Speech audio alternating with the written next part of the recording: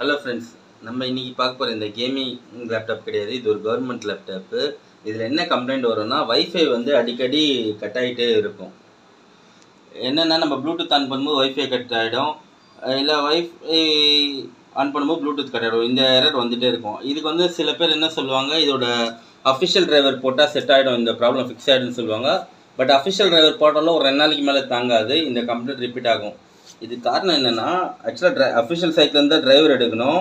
ஆனால் அது wifi driver, Bluetooth டிரைவரும் கிடையாது, வேறு டிரைவர் அது.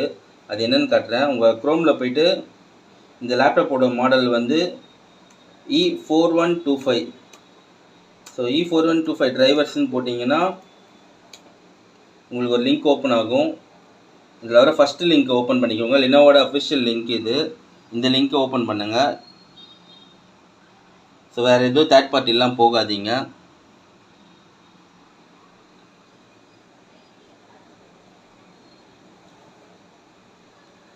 ஸோ லோட் ஆகிட்டுருக்கு. ஓகே, இதில் வந்தீங்கன்னா மேனுவல் அப்டேட்னு இருக்கும். இங்கே கிளிக் பண்ணிக்கோங்க, செலக்ட் டிரைவன்ட்டு. குக்கீஸ் கேட்டால் நோ தேங்க்ஸ் கொடுத்துருங்க. ஸோ செலக்ட் டிரைவர்ஸ் கொடுங்க.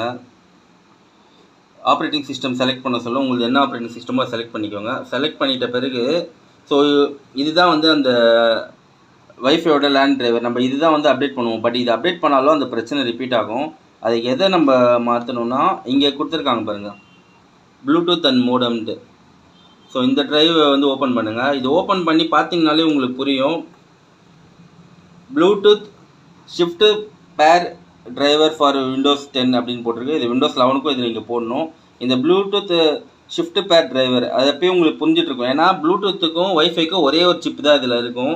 அதுதான் வந்து இதுக்கு வேலை செய்யும். நீங்கள் இந்த டிரைவர் இன்ஸ்டால் பண்ணிட்டீங்கன்னா நீங்கள் ஒரே நேரத்தில் ப்ளூடூத்தும் வைஃபையும் யூஸ் பண்ணும்போது இந்த பிரச்சனை இருக்காது. ஸோ யாருக்காச்சும் இந்த இஷ்யூ இருந்ததுன்னா இந்த டிரைவர் அப்டேட் பண்ணி பாருங்கள். தேங்க்ஸ் ஃபார் வாட்சிங்.